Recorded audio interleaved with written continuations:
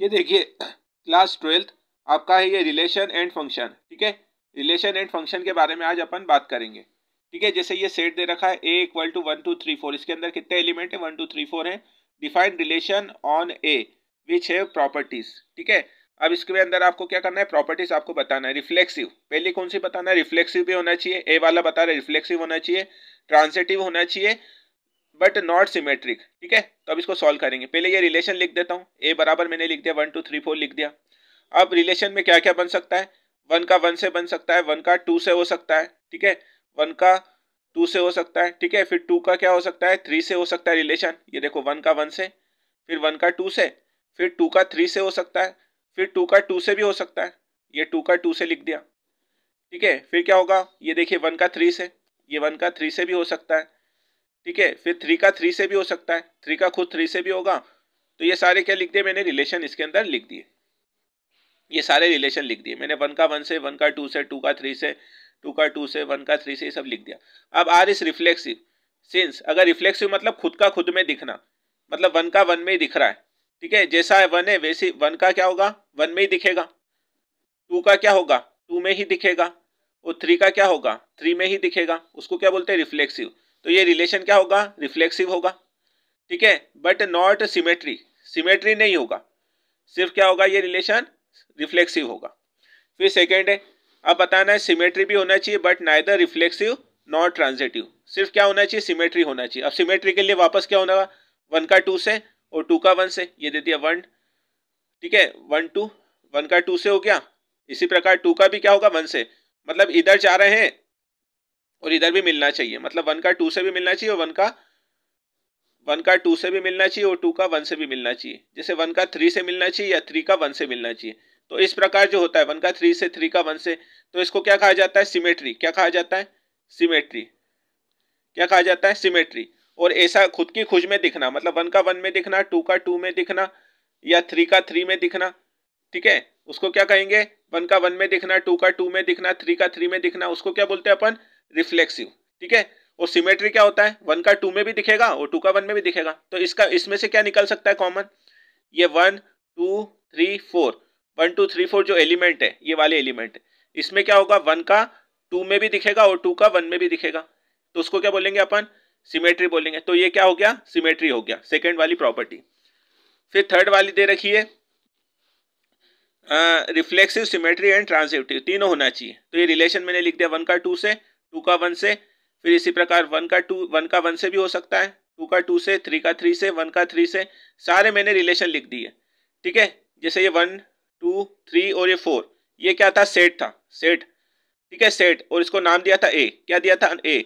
अब ए का क्या होगा, 1 का 2 से होगा, 2 का 1 से होगा। ठीक है, फिर 1 का 1 से भी हो सकता है, ये लिख दिया। फिर 2 का 2 से भी हो सकता है, ये भी लिख दिया। 3 का 3 से भी हो गया, ये लिख दिया। 1 का 3 से हो सकता है, हाँ 1 का 3 से हो सकता है रिलेशन। फिर 3 का 1 से हो सकता है, हाँ हो सकता है। 2 का 3 से भी हो सकता है। तो ये सारी पॉसिबिलिटी लिख दी, सारी क्या लिख दी, पॉसिबिलिटी लिख दी। अब क्या बताना है अपन को, R is reflexive, symmetry and transitive. तो इसमें सारी चीजें मिल रही है। रिफ्लेक्सिव अपन ने क्या पढ़ा था, रिफ्लेक्सिव अपन ने पढ़ा था 1 का 1 में, ये रहा देखो, ये 1 का 1 में दिख रहा है, 2 का 2 में दिख रहा है, 3 का 3 में दिख रहा है, तो ये रिफ्लेक्सिव तो होगा, क्योंकि 1 का 1 में दिख रहा है, 2 का 2 में दिख रहा है, 3 का 3 में दिख रहा है। सिमेट्री भी होगा 1 का 2 में और 2 का 1 में, ये देखो 1 का 2 में और 2 का 1 में, ये दिख रहा है, ये सिमेट्री भी दिख रहा है। ठीक है, और ट्रांजिटिव भी दिख रहा है, ट्रांजिटिव मतलब 1 का 2 में और 1 का 3 में भी दिख रहा है। ये देखो 1 का 2 में, 1 का 3 में, तो ट्रांजिटिव भी होगा। इसी प्रकार आपका नेक्स्ट क्वेश्चन है, R be a relation defined on a set of natural number. ये नेचुरल नंबर है, आर एक रिलेशन है, इसके अंदर एक्स और वाई दो एलिमेंट है, इसको क्या बोलते हैं, एलिमेंट। क्या बोलते हैं, एलिमेंट। एक्स एक एलिमेंट है और वाई भी क्या है, एक एलिमेंट है।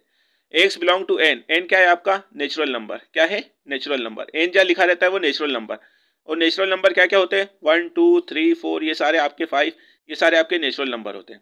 y belong to N, y भी क्या है, नेचुरल नंबर है। y बराबर भी क्या है, 1 2 3 4 5, मतलब y बिलोंग, मतलब y नेचुरल नंबर होंगे उसके अंदर, इसको बोलते हैं बिलोंग। क्या बोलते हैं, ये ऐसा लिखा रहता है, इसको क्या बोलते हैं, बिलोंग। बिलोंग मतलब होगा, बिलोंग मतलब होगा, जैसे 1 होगा, 1 होगा y में, ऐसा। ठीक है, तो find domain and range of the relation, आपको क्या निकालना है, इसका डोमेन निकालना है और क्या निकालनी है, इसकी रेंज निकालनी है। ठीक है, अब मैंने लिख दिया r equals to x y, ये मैंने लिख दिया। x belongs to n, x natural number थे सारे 1 2 3 4 जो भी है, y equal to n, y भी क्या थे आपके, y भी क्या थे, नेचुरल नंबर थे 1 2 3 4 ये सारे थे। ये एक आपको क्या दे दिया, एक रिलेशन बना के दे दिया इन्होंने, क्या दे दिया, एक ऐसा रिलेशन बना के दे दिया, क्या होगा 2x plus Y equal to क्या होगा 41, ऐसा दे दिया। तो अब अपन ने डोमन आपको क्या होगा 1 2 3 4, डोमन कहाँ तक होगा, यहाँ तक ही होगा, डोमन कहाँ तक होगा 1 से लेके 20 तक ही होगा, ठीक है, क्योंकि इसमें देखो y x की अगर ज्यादा से ज्यादा वैल्यू रखूंगा तो 2 इंटू 20 प्लस 2 इंटू 20 प्लस 2 कितना हो जाएगा 42, ठीक है। तो इसकी अधिकतर वैल्यू कितनी आएगी 20, तो अपन ने क्या करा यहाँ तक 20 तक ही रखा इसको, और रेंज क्या होगा 1 3 5 7, और रेंज क्या होगी आखिरी 39 तक होगी। अब इसके क्या क्या बन सकते हैं रिलेशन, इसके रिलेशन बनेगा 1 का 39 से, 1 का 39 से, मतलब x की ये जो इक्वेशन थी आपकी, क्या थी इक्वेशन 2x प्लस वाई बराबर 41 ऐसी थी ना, तो मैं x की जगह 1 रखता हूँ, तो ये x की जगह मैंने 2 इंटू 1 रखा, प्लस y की जगह 39 रख दिया, 2 इंटू 1 कितना हो गया 2 प्लस 39, 2 प्लस 39 कितना हो गया आपका 41, मतलब x की जगह क्या रखा मैंने, x की जगह 1 रखा और y की जगह कितना रखा 39 रखा। ऐसे ही x की जगह 2 रखूंगा और y की जगह 37 रखूंगा, यही वाले में जैसे ये रख दिया 2x plus Y equal to 41। अब यहाँ x की जगह कितना रखूंगा, x की जगह 2 रखूंगा, 2 इंटू एक्स की जगह 2 रखा, तो x की जगह यहाँ पे मैंने रखा 2 प्लस y की जगह कितना रखूंगा आप 37 रखूंगा इक्वल टू 41, 2 इंटू 2 कितना हो गया 4, 2 इंटू 2 कितना हो गया आपका 4, 4 प्लस 37, 4 प्लस 37 कितना हो गया 41। तो ये सारे पॉइंट्स रख रहे हैं, मतलब ये वाला x की जगह रखना है और ये वाला y की जगह रखना है, इसी प्रकार ये वाला x की जगह रखना है और ये वाला y की जगह रखना है, ऐसे सारे सेट बनेंगे और आखिरी क्या मिलेगा मुझे 20 और 1 मिलेगा, ठीक है। R is not reflexive as 2 reflexive नहीं है क्योंकि सेम नहीं मिल रहा है, क्या नहीं मिल रहा, सेम नहीं मिल रहा, सेम नहीं मिल रहा मतलब 2 का 2 में नहीं मिल रहा है, ऐसा मिल रहा है 1 का 39 में, 2 का 37 में, ऐसा मिल रहा है, तो ये रिफ्लेक्सिव नहीं होगा। रिफ्लेक्सिव अपन ने पहले वाले क्वेश्चन में पढ़ा था, रिफ्लेक्सिव क्या होता है, रिफ्लेक्सिव अपन ने पढ़ा था ऐसा कि 1 का 1 में होगा, ठीक है, फिर क्या पढ़ा था 2 का 2 में होगा, ये रिफ्लेक्सिव होता है। तो ये क्या है, रिफ्लेक्सिव नहीं है, तो ये इसको काट दिया, ऐसा कुछ नहीं होगा, मतलब x की जगह अगर 2 भी रखोगे और y की जगह 2 रखोगे तो 41 मिल रहा है क्या, नहीं मिल रहा है, तो ये रिफ्लेक्सिव नहीं होगा। फिर r इज नॉट ट्रांजिटिव, ठीक है, r is not symmetric, symmetric भी नहीं होगा क्योंकि 1 का 39 में और 39 का 1 में, मतलब x की जगह अगर मैं 39 रख दूं ये वाली इक्वेशन में 2x plus Y equal to 41, अब x की जगह मैंने 39 रखा, 2 इंटू 39 प्लस y की जगह 1 रखा बराबर 41, 41 मिलेगा क्या, नहीं, ये तो बहुत बड़ा हो जाएगा, 2 इंटू 39 आ गया आपका हो गया 78, कितना हो गया 78, कितना हो गया 78 और प्लस का 1, 78 प्लस 1 हो रहा है आपका 79, मतलब आगे पीछे रखने पे नहीं मिल रहा, 1 3 तो रख रहा है लेकिन 3 1 रखने पे नहीं मिल रहा है, तो ये क्या नहीं होगा, ये सिमेट्री भी नहीं होगा, रिफ्लेक्सिव भी नहीं होगा, सिमेट्री भी नहीं होगा। R इज नॉट ट्रांजिटिव, तो ट्रांजिटिव भी नहीं होगा, तो ये relation 11:3 is not belong to R, मतलब वो बिलोंग, ये इसको बोलते हैं ऐसा, ऐसा करके ऐसा कर दिया, मतलब वह नहीं होगा उसके अंदर, वह नहीं होगा, नहीं होगा, इसको इंग्लिश में क्या बोलते हैं, नॉट बिलोंग, क्योंकि हो ही नहीं रहा है ना, रिफ्लेक्सिव भी नहीं हो रहा है, मतलब 1 का 1 में भी नहीं मिल रहा है, और जैसे 2 और जो रिलेशन था क्या था 2 और 37, ठीक है, लेकिन 37 और 2 रखने पे भी नहीं मिल रहा है, तो ये क्या होगा, सिमेट्री भी नहीं होगा, ट्रांजिटिव भी नहीं होगा। फिर given a equal to 2 1 3 4 2 3 4 b equal to 2 5 6 7, construct an example of the following, an injective mapping आपको बनाना है, a इक्वल टू 2 3 4 ये दे रखा है, ये लिख दिया है ना, b इक्वल टू 2 5 6 7 ये भी लिख दिया, a tends to b denote a mapping, ठीक है, f x y x equals to y x plus 3, ठीक है, y equals to x plus 3।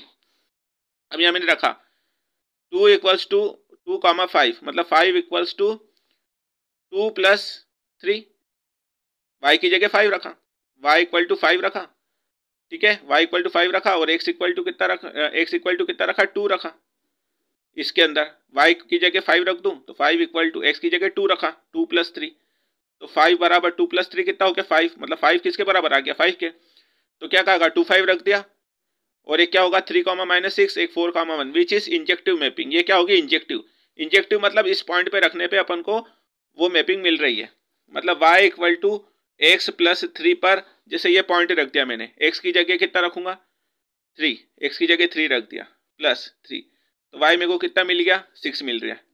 कितना मिल रहा है 6, ऐसा। इसको क्या बोलते हैं इंजेक्टिव मैपिंग बोलते हैं। फिर हम mapping from A to B which is not injective.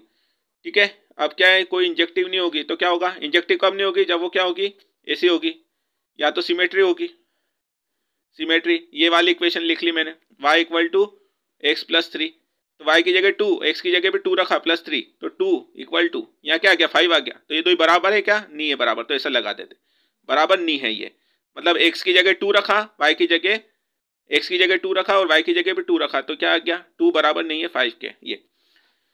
इसी प्रकार 4 और 5 विच इज नॉट इंजेक्टिव, मतलब पॉइंट रखने पे आंसर नहीं आएगा तो इंजेक्टिव, नॉट इंजेक्टिव मतलब वो पॉइंट रखने पे नहीं आ रहा है, नॉट इंजेक्टिव मतलब पॉइंट रखने पे नहीं आ रहा, नहीं आ रहा। फिर हम मैपिंग फ्रॉम बी टू ए, ये मैपिंग दे दिए 2 2 5 3 6 4 7 4, ठीक है।